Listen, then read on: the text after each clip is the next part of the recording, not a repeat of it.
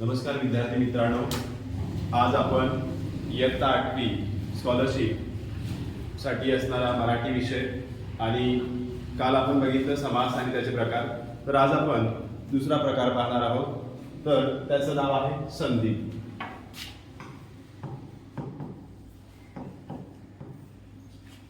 आता संधी म्हणजे काय, कोणाला सांगता येतंय का? संधी म्हणजे आपण इंग्लिशमध्ये चान्स म्हणतो, होय की नाही? म्हणजे मला जर संधी मिळाली तर मी हे करेन, किंवा मला संधी मिळालीच नाही म्हणून मला ते करता आलं नाही. तर हा शब्दशः अर्थ आपल्याला इथं घ्यायचा आहे का व्याकरणात? तर नाही. तर संधी म्हणजे काय? तर संधी म्हणजे साधने. संधी म्हणजे साधने. तर बघा, संधी करणे म्हणजे साधने, संधी म्हणजे सांगा. आपण बोलत असताना आपल्या मुखातून शब्दामागून शब्द बाहेर पडतात, पण भाषा आटोपशीर करण्याकडे आपला कल असतो. स्वाभाविकपणे एका मागोमाग एक येणाऱ्या शब्दातील वर्ण एकमेकांना मिसळून त्याचा दुसराच एक सुटसुटीत शब्द तयार होतो. बघा, संधी म्हणजे काय सांगितलं मी? संधी म्हणजे सांगणे, किंवा आपण त्याला काय म्हणू शकतो? सांगा. म्हणजे आता आपण काय बघितलं की आपण जेव्हा बोलत असतो तेव्हा आपल्या मुखातून जे शब्द बाहेर पडत असतात ते शब्द बाहेर पडत असताना पण भाषा आटोपशीर करण्याकडे आपला कल असतो. म्हणजे परफेक्ट बोललो पाहिजे, आपण परिपूर्ण बोललो पाहिजे असं आपल्याला वाटत असतं. आणि त्या दृष्टीने आपण एका मागोमाग येणाऱ्या शब्दातील वर्ण एकमेकात मिसळून दुसराच एक सुटसुटीत शब्द तयार करत असतो. उदाहरणार्थ बघा, समजा आता मी दोन शब्द घेतले, जसं काल आपण सामासिक शब्द बघितले, त्याच्यात दोन शब्दातून काय केले आपण की दोन शब्द एकत्र केले की तो सामासिक शब्द झाला असं बघितलं. तसंच पुन्हा इथे दोन शब्द घेऊया, सूर्य अधिक उदय. आता हे दोन आहेत, तर याचा आपल्याला एक शब्द करता येईल का? दोघांना एकत्र करून करता येतं. तर काय तयार होतो बघा? सूर्योदय. काय तयार होतो? सूर्योदय. बरोबर? काय तयार झाला? सूर्य अधिक उदय, सूर्योदय. तसंच आता याच्यात पहिलं पद काय आलं? काय आलं? सूर्य. आणि दुसरे पद काय आलं? उदय. म्हणजे अशी दोन पदं मिळून एक शब्द पूर्ण केला. तोही आपल्या सोयीसाठी केलेला आहे. पहिल्या पदातील शेवटचा वर्ण आणि दुसऱ्या पदातील पहिला वर्ण उ एकत्र येऊन तो ओ असा तयार झाला. आता इथं बघा, पहिलं पद काय सांगितलं आपण? सूर्य सांगितलं. दुसरं सांगितलं उदय. आता पहिल्या पदातील शेवटचं अक्षर काय आहे?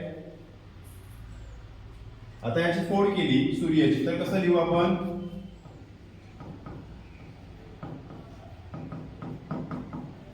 बरोबर ना? स अधिक उ अधिक र अधिक य अधिक अ, सूर्य. बरोबर? सूर्य म्हणजे शेवटी काय आलं बघा? काय आला? अ आला. इथं पहिल्या पदात काय मिळालं आपल्याला? अ अधिक इथं दुसऱ्या पदाचं पहिलं अक्षर. दुसऱ्या पदाचं पहिलं अक्षर काय आलंय? कोणतं आहे? उ. आता हे दोन्हीही शब्द मुळाक्षरात आपण त्याला काय म्हणतो? तर दोन्हीही स्वर आहेत. काय आहे? स्वर आहे. म्हणजे अ अधिक उ. अ अधिक उ त्याचा उच्चार आपण जेव्हा ते एकत्र करू तेव्हा कसा करतो? अ अधिक उ ओ. कसा होतो? अ अधिक उ ओ. म्हणजे इथं सूर्य अधिक उदय म्हणजे इकडचा अ, पहिल्या पदातलं शेवटचं आणि दुसऱ्या पदातलं पहिलं, हे अ आणि उ आल्यानंतर त्याचा ओ झाला. म्हणजे सूर्य अधिक उदय, सूर्योदय असा शब्द काय झाला? आपला तयार झाला. कळते? तर बघा, इथं आपण बघितलंय सूर्य अधिक उदय, सूर्योदय. सूर्य मधलं पहिल्या पदातला अ, दुसऱ्या पदातलं पहिलं अक्षर उ अ अधिक उ ओ म्हणजे सूर्य अधिक उदय सूर्योदय असा शब्द तयार झाला. म्हणजेच इथं हे दोन्हीही काय होते सांगा, तर स्वर होते. काय होते? स्वर. म्हणजे स्वर स्वर स्वर व्यंजन किंवा स्वर आणि मृदू वर्ण हे एकत्र मिसळून एक परिपूर्ण शब्द तयार होतो. म्हणजेच त्याची संधी साधली जाते. म्हणजेच काय म्हणतो आपण त्याला, तर जेव्हा दोन वर्ण एकमेकात मिसळतात तेव्हा त्याला संधी असं म्हणतात. जेव्हा काय म्हणतोय मी, दोन वर्ण एकमेकात मिसळतात तेव्हा संधी असे म्हणतात. कळते? तर बघूया आपण संधीचे प्रकार. हे पहा, आपण आता संधी म्हणजे काय ही व्याख्या बघितलेलीच आहे. संधी म्हणजे काय सांगितलं मी, संधी म्हणजे साधने किंवा सांधा. म्हणजेच काय थोडक्यात की आपण सूर्योदय या एका शब्दाचं उदाहरण घेऊन आपण संधी म्हणजे काय, तर दोन वर्ण एकमेकात मिसळले जातात यालाच आपण काय म्हणतो, संधी असं क्लिअर केलेलं आहे. तर आता ही संधी त्याचे प्रकार मुख्यतः 3 आहेत. ते आपण हळूहळू शिकताना कळेलच तुम्हाला. पण तुम्हाला इयत्ता 8वी साठी स्कॉलरशिप साठी इथं 5 प्रकार दिलेले आहेत. किती प्रकार दिलेले? 5 प्रकार दिलेले आहेत. तर बघूया आता ते प्रकार आपण डायरेक्टली न समजावून सांगता त्याची जी कोड आहे किंवा ते कसे तयार होतात त्याच्यावरूनच घेऊया. कळतंय? तर बघा, लक्ष आहे ना सगळ्यांचं? बघा, पहिला मी इथे लिहिलंय स्वर अधिक स्वर बरोबर स्वर संधी. व्यंजन अधिक व्यंजन व्यंजन संधी. व्यंजन अधिक मृदुवर्ण व्यंजन संधी. व्यंजन अधिक स्वर व्यंजन संधी. तिसरा दिलाय पहिला वर्ण अधिक दुसरा स्वर किंवा दुसरा व्यंजन तेव्हा विसर्ग संधी. त्यानंतर चौथा जो नवीन आहे आपल्यासाठी तो आहे पहिल्या शब्दातील स्वर कायम असेल तर त्या शब्दाची संधी कोणती असेल, पूर्वरूप संधी. त्यानंतर शेवटचा 5वा तोही नवीन आहे आपल्यासाठी, तर दुसऱ्या शब्दातील स्वर कायम तर तो कोणता असेल, पररूप संधी. कळते? असे एकूण आपल्याला किती प्रकार पाहायचे आहे? किती प्रकार पाहिजे? 5. कळतंय का? हा, तर पहा, सर्वप्रथम आपण पहिली स्वर संधी पाहूया. तर मी त्याची फोड करताना किंवा ते कसं ओळखायचं, मी मगाशी सांगितलं तुम्हाला सूर्योदय हा शब्द दिलेला. कोणता दिलेला? सूर्योदय. त्याची फोड आपण केली म्हणजे त्या विग्रहावर्ण किंवा दोन वेगवेगळे शब्द होते त्याला एकत्र केल्यानंतर सूर्योदय झाला. तर तो ते वेगवेगळे शब्द आपण लिहूया. सूर्य अधिक उदय. बरोबर. इथं मी काय म्हटलं त्यांना, सूर्य हा काय आहे, सूर्य मधला अ हा काय आहे, पहिल्या पदातील किंवा पहिल्या शब्दातील शेवटचं अक्षर. आणि उ हा काय घेतलेला आपण इथं, दुसऱ्या पदातील म्हणजे दुसऱ्या शब्दातील पहिला अक्षर. हे दोन्ही मिळून दोन्ही वर्ण काय झाले, एकमेकात मिसळले. मग अ अधिक उ हा काय झाला होता, ओ झालेला आहे की नाही. म्हणून सूर्य अधिक उदय सूर्योदय असा शब्द तयार झाला होता. तर इथं आपण त्या पद्धतीने स्वर संधी बघूया. आता मला सांगा, हे जे उदाहरण घेतलं होतं आपण, हे कोणत्या संधीचं वाटतंय तुम्हाला? एकंदरीत मी सांगितलेल्या या माहितीवरून कोणत्या संधीचं वाटतंय? तर बघा, अ अधिक उ. अ आणि उ हे काय आहेत, वर्णमाले. दोन्हीही स्वर आहेत. काय आहे, दोन्हीही स्वर. म्हणजेच पहिला प्रकार मी सांगितल्याप्रमाणे अ अधिक उ चा काय तयार झाला, ओ झाला. हे दोन्हीही काय आहेत, स्वर आहेत. म्हणजे स्वर अधिक स्वर स्वर संधी. म्हणजे कोणत्याही दोन शब्दातील पहिल्या शब्दातील किंवा पहिल्या पदातील शेवटचं अक्षर हे स्वर असेल आणि दुसऱ्या पदातील पहिलं अक्षर हे स्वर असेल. म्हणजे स्वर अधिक स्वर मिसळून एखादं अक्षर नवीन अक्षर तयार होत असेल तर ते कोणत्या प्रकारचं उदाहरण असेल, तर स्वरसंधीचं. कोणत्या प्रकारचं उदाहरण असेल, स्वरसंधी. स्वरसंधी कळलं तुम्हाला? आता आपण व्यंजन संधीकडे वळूया.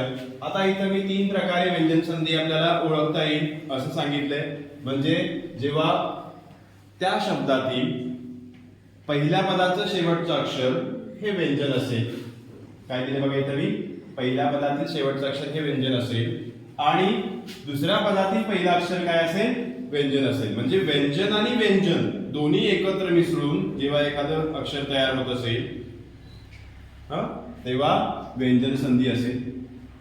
पुन्हा व्यंजन पहिल्या पदातील शेवटचं अक्षर व्यंजन आणि दुसऱ्या पदातील पहिला अक्षर मृदू वर्ण असेल, ते दोन्ही एकत्र येऊन शब्द तयार होत असेल तेव्हा ही व्यंजन संधीच असेल. आणि तिसऱ्या प्रकारे एक व्यंजन आणि दुसरा स्वर, म्हणजे पहिल्या पदातील व्यंजन, पहिल्या पदातील शेवटचा शब्द व्यंजन आणि दुसऱ्या पदातील शेवटचा पहिला शब्द, शेवटचा नाही, पहिला शब्द स्वर, व्यंजन अधिक स्वर हे दोन्ही एकत्र मिसळले आणि तो जो तयार होणारा शब्द आहे तो ही कोणत्या प्रकारच्या संधीचं उदाहरण असणार आहे, व्यंजन संधीचं. कोणत्या, व्यंजन संधीचं. आता ह्याची उदाहरण आपण पाहूया. ह्या तिन्ही वरून आपल्याला व्यंजन संधी स्पष्ट करतात. आता आपण दुसरा प्रकार पाहणार आहोत, तर व्यंजन संधी. आता व्यंजन संधी आपण 3 प्रकारे ओळखता येऊ शकते असं पण म्हटलेलं आहे.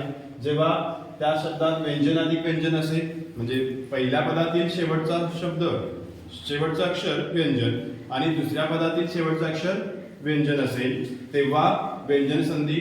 त्यानंतर पहिल्या पदातील शेवटचा अक्षर व्यंजन आणि दुसऱ्या पदातील पहिला अक्षर मृदू वर्ण असेल तेव्हाही व्यंजन संधीच होईल. आणि त्यानंतर पहिल्या पदातील शेवटचं अक्षर व्यंजन आणि दुसऱ्या पदातील पहिला अक्षर स्वर तेव्हा व्यंजन अधिक स्वर व्यंजन संधीचं उदाहरण होईल. पण यापूर्वी आपण बघितलेलं होतं की स्वर संधीमध्ये मात्र दोन्हीही काय असावे लागतात, स्वर असावे लागतात, तेव्हाच ते स्वर संधीचं उदाहरण होतं. म्हणजेच व्यंजन स्वर आलं तर ते स्वर संधीचं उदाहरण होईल का, नाही तर ते व्यंजन संधीचं उदाहरण होणार. मग आता व्यंजन संधी संबंधी आपण 3 इथं उदाहरणं घेतलेली आहेत. तर पहा, पहिला आहे वाक्पती, दुसरं षण्मास आणि तिसरं दिग्विजय. आता वाक्पतीचा विग्रह करताना आपण कसा करू, तर बघा वाक अधिक काय करूया, पती. आता वाक अधिक प्रती, क अ म्हणतोय का आपण, तिथं स्वर घेतोय का, नाहीये, म्हणजे पाय मोडलेला आहे, म्हणजेच ते काय आहे, व्यंजन आहे. तर बघा हे व्यंजन प्लस इथलं पहिल्या शब्दातलं शेवटचं अक्षर क ते व्यंजन घेतलं आपण, दुसऱ्या शब्दातलं पहिलं अक्षर काय आहे, प आहे, म्हणजे तेही काय आहे, व्यंजन आहे की स्वर आहे, प व्यंजन. म्हणजे व्यंजन अधिक व्यंजन काय झाला, व्यंजन संधी झाली, वाक्पती असं. दुसरं बघूया षण्मास. दुसरं काय आहे, षण्मास. आता ह्याचा विग्रह कसा होईल, तर बघा षट अधिक काय होतो, मास. काय होतं, षट अधिक मास. आता ट चा तिथं काय केलेला आहे, पाय मोडलेला आहे, म्हणजेच ते काय आहे, काय आहे, व्यंजन आहे. पुन्हा पहिल्या पदातील शेवटचा अक्षर ट, पाय मोडला म्हणजे तो काय आहे, व्यंजन संधीचं, म्हणजे सॉरी व्यंजन आहे.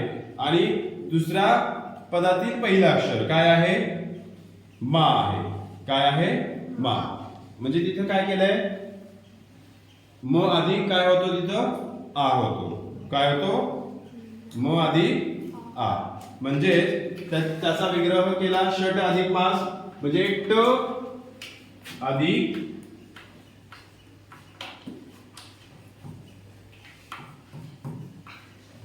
बघा षण्मास. इथं काय शब्द होता, काय शब्द होता इथं, बघा दुसऱ्या उदाहरणात आपल्याला दिसतंय षण्मास.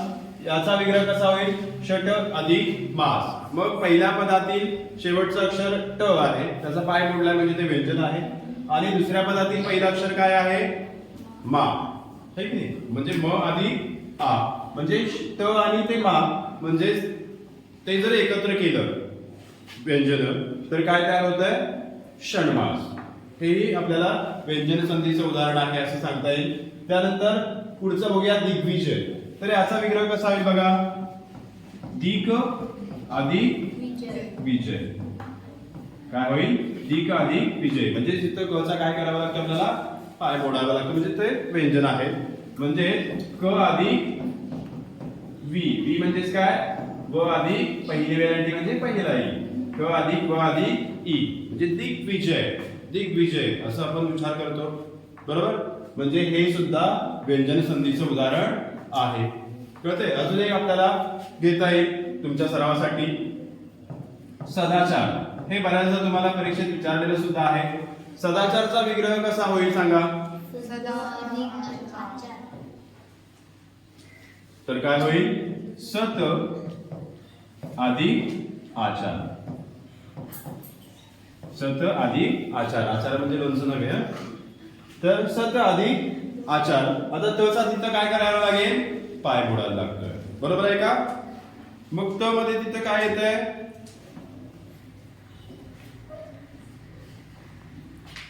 मूळ शब्दात दा आहे ना तिथं पण त्याचा लोप झाल्यामुळे ते तिथं काय तयार झालंय त तयार झालंय म्हणजेच काय आहे ते स्वर होईल का इथं तो त नाही तर व्यंजन आहे ते आणि पहिल्या दुसऱ्या पदातील पहिला अक्षर काय आहे स्वर आहे म्हणजे व्यंजन अधिक स्वर संधी होईल का नाही तर व्यंजन संधी होते लक्षात राहतंय इथं तुम्ही गल्लत करू नका कळतंय कळलं का इथेपर्यंत ओके तर यानंतर आपण तिसरा प्रकार पाहणार आहोत विसर्ग संधी आवाज विसर्ग संधी म्हणजे काय तर विसर्ग हा मूलध्वनी आहे विसर्ग हा काय आहे विसर्ग हा काय आहे मूलध्वनी आहे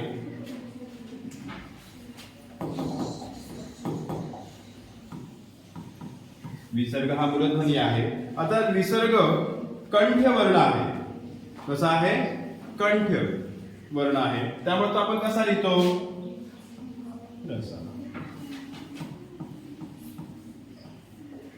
कसा लिहितो अपूर्ण विराम कसा लिहितो आपण अपूर्ण विराम सुद्धा म्हणता येईल त्याला विसर्गाचं चिन्ह कसं आहे तर दोन डॉट एका खाली एक असे दोन डॉट असतात म्हणजेच त्याला अपूर्ण विराम सुद्धा म्हणतो आपण तर हा कंठ वर्ण असल्यामुळे आपण तो असा लिहितो आता त्याच्या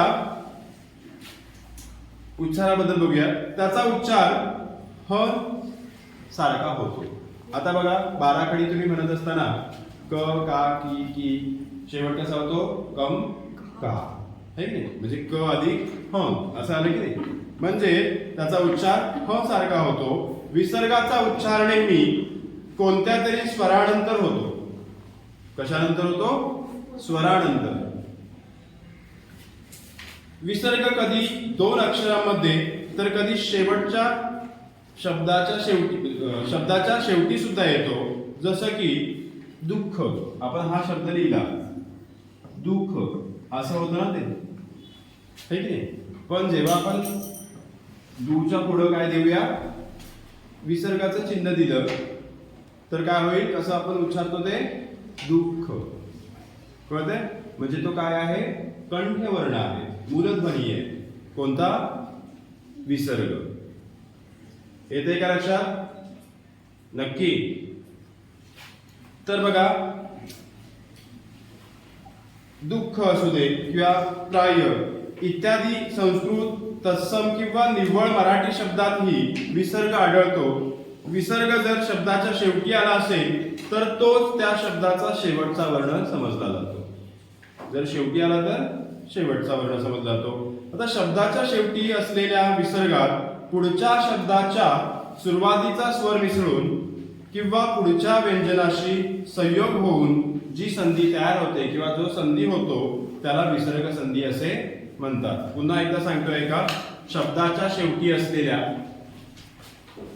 विसर्गात पुढच्या शब्दाच्या सुरुवातीचा स्वर मिसळून किंवा पुढच्या व्यंजनाशी संयोग होऊन जो संधी होतो त्याला विसर्ग संधी असे म्हणतात आता आपल्याला एक उदाहरण घेतलं की आपल्याला लगेच कळेल तर बघा उदाहरण घेऊया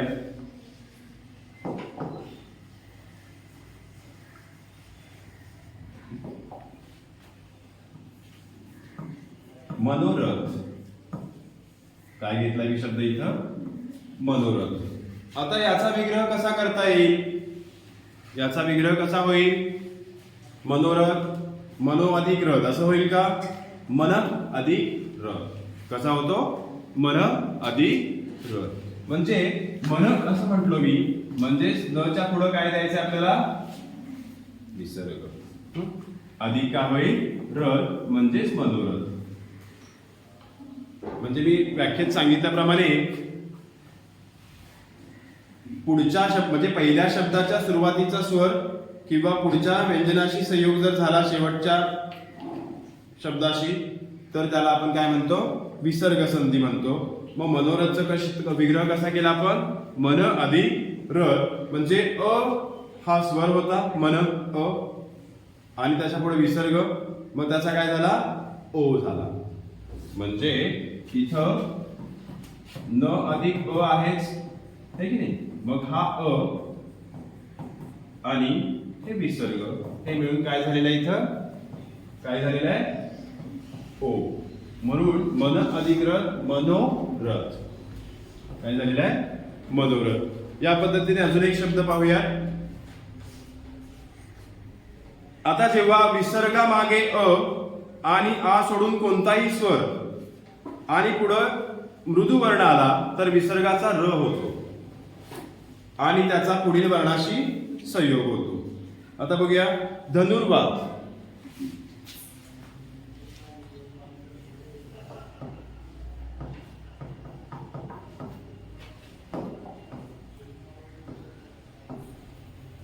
पुढचा शब्द बघूयात आपण, इथं बघूया.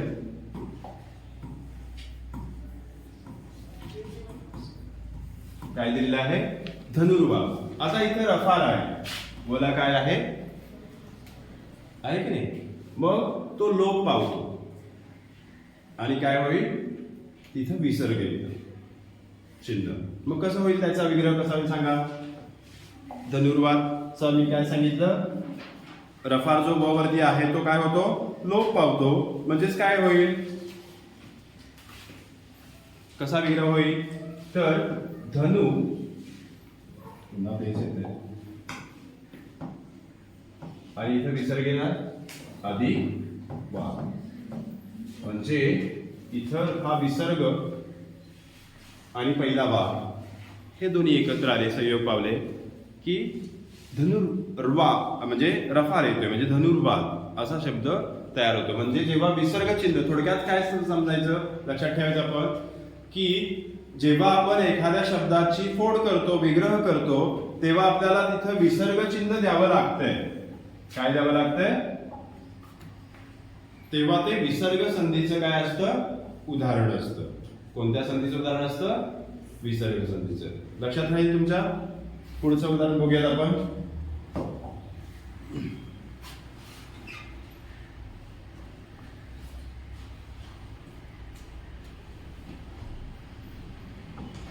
निश्चल. काय देऊया? निश्चल. आता याचा विग्रह कसा करता येईल आपल्याला? कोणाला सांगता येते का? निश्चल. हा सांग सांग. येतोय बघा. तर नि अधिक चल. नि अधिक चल म्हणजे विसर्गाच्या पुढे च चा काय झाला? तो श झाला. निश्चल. आणि श अधिक च श म्हणजे शब्द तयार झालेला कोणता आहे? निश्चल.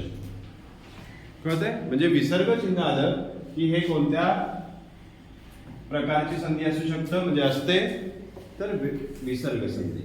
कळतंय? अशा प्रकारे आपण 3 प्रकार व्यवस्थित पाहिलेले आहेत. कोणते कोणते?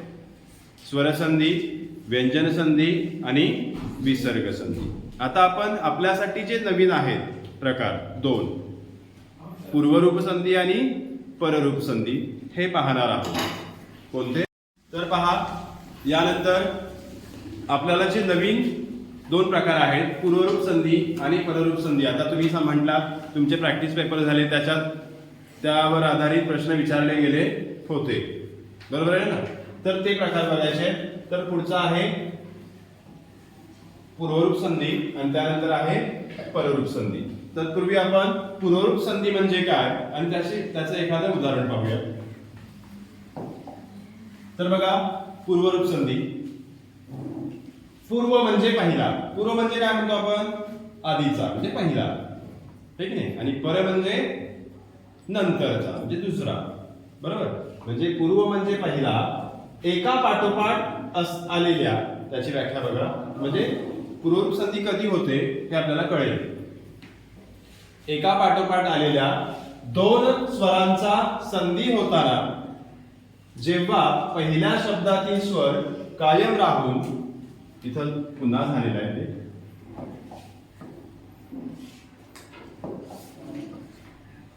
कायम राहून दुसऱ्या स्वराचा लोप होतो तेव्हा त्या ठिकाणी पूर्वरूप संधी होतो. तुम्हाला मी संक्षिप्त म्हणजे अतिशय सोप्या पद्धतीने सुरुवातीला सांगितलंच होतं. पूर्वरूप संधी म्हणजे काय?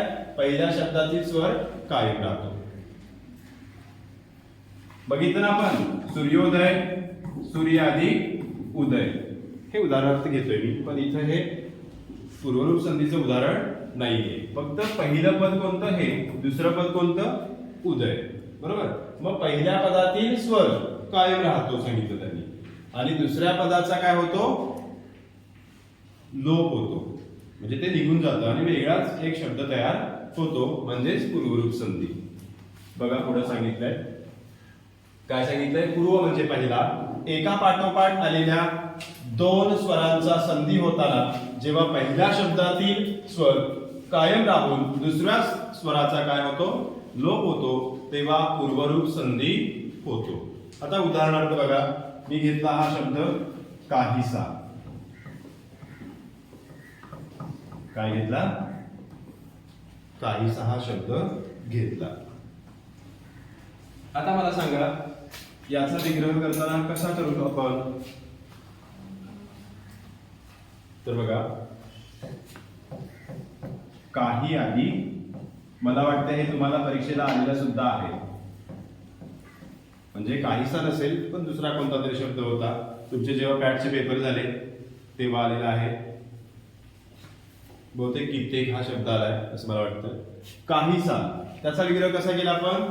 काही अधिक असा. मग आता काही मध्ये,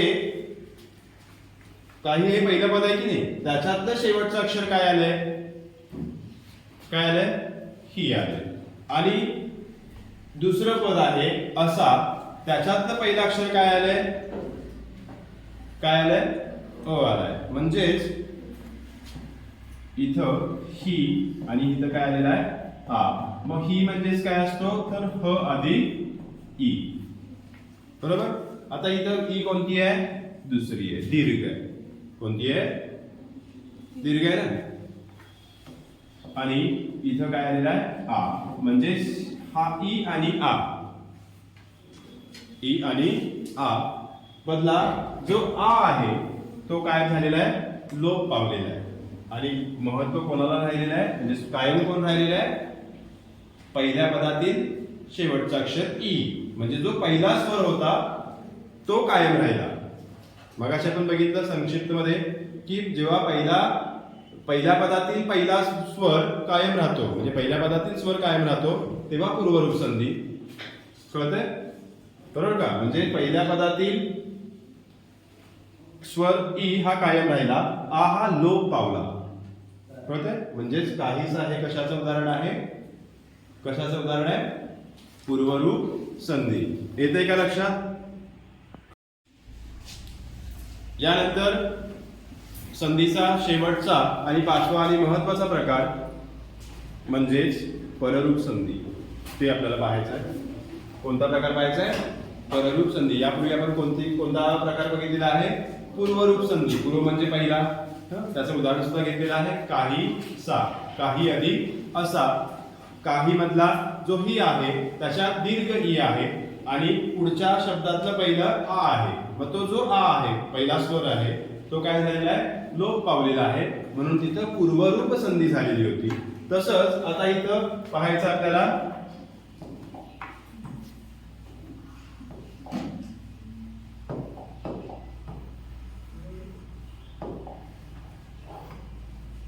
पररूप संधी. व्याख्या मी तशीच ठेवलेली आहे, फक्त त्याच्यात थोडासा मी बदल करणार. बघा, पूर्व म्हणजे पहिला होतं, इथं पूर्व येईल का सांगा मला आता. तर काय येणार, पर. म्हणजेच काय होणार, पहिला होईल का, तर दुसरा. काय झालं, पर म्हणजे दुसरा म्हणजे नंतरचा. एका पाठोपाठ आलेल्या दोन स्वरांचा संधी होताना, दोन स्वरांचा संधी होताना जेव्हा पहिल्या पदातील पहिल्या शब्दातील स्वर कायम राहतो, असं येईल का आता, नाही. तर पहिल्या शब्दातील स्वर लोप पावतो आणि दुसऱ्या स्वराचा स्वर काय राहतो, कायम राहतो, तेव्हा पररूप संधी होईल. म्हणजे इथे थोडासा बदल करावा लागतो आपल्याला. जेव्हा पहिल्या शब्दातील स्वर कायमच्या ऐवजी काय येणार, तिथं काय होणार, लोप पावतो आणि दुसऱ्या स्वराचा लोप होतो, तिथं काय होणार आहे,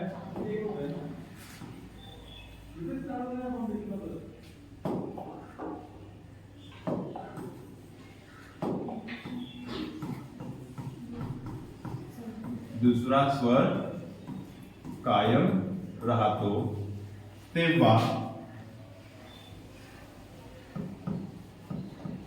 त्या ठिकाणी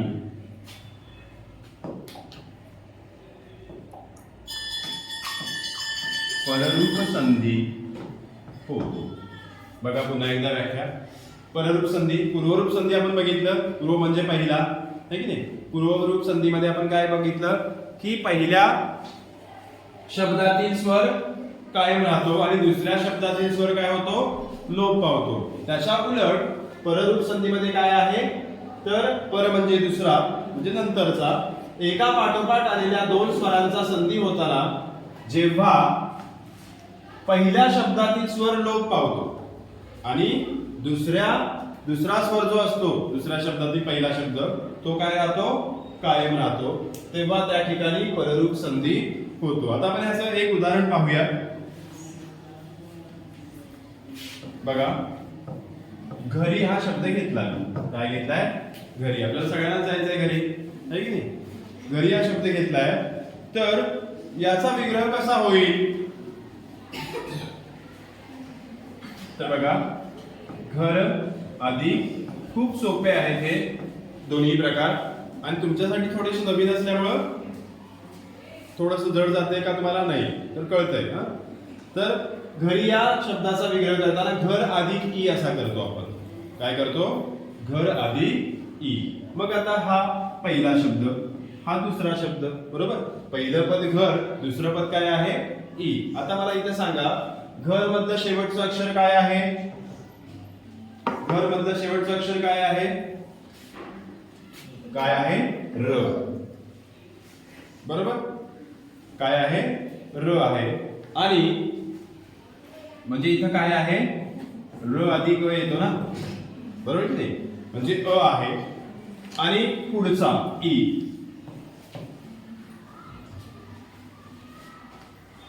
बरोबर का.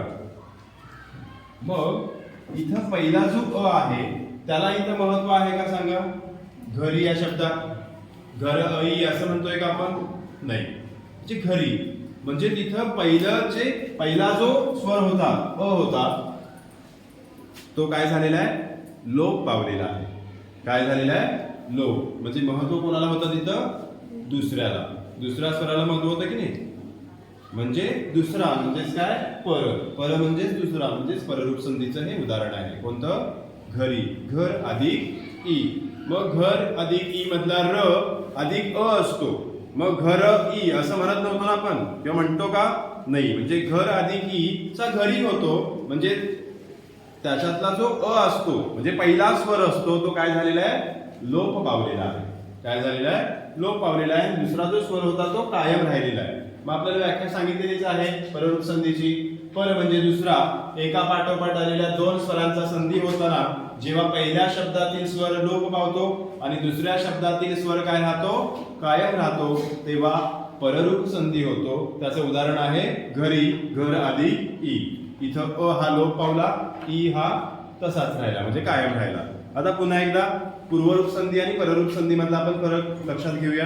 तर पूर्वरूप संधी म्हणजे काय? पूर्व म्हणजे पहिला.